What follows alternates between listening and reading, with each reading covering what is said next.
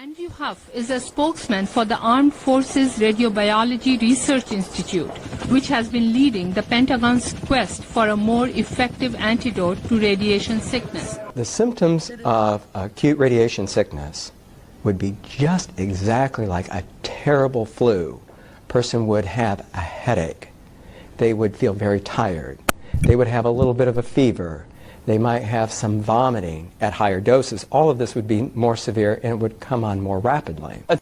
Acute radiation poisoning, which is serious, and it comes in 4 phases. First is prodromal. This is vomiting, nausea, diarrhea, anorexia, and more radiation makes this worse. It can hit you within a few minutes or days after an exposure. Second, you'd actually feel better. This is called the latent phase. You'd get over these flu-like symptoms, but you didn't actually get over them. If you'd had lab tests, they would show that you'd been poisoned by radiation.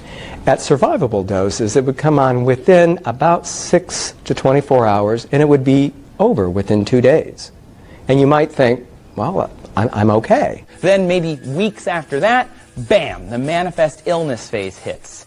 That's when a bunch of bad stuff happened too. And then 4 is recovery or death.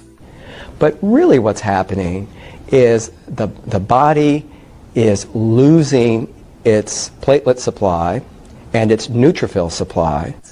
It's not clear what happens, but doctors think your cardiovascular system and central nervous system swell with fluid thanks to damaged cells.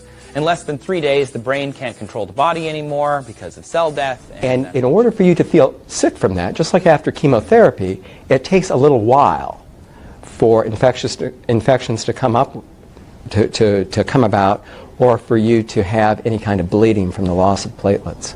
Because radiation is damaging DNA at the atomic level, acute poisoning is very hard to treat. Radaway does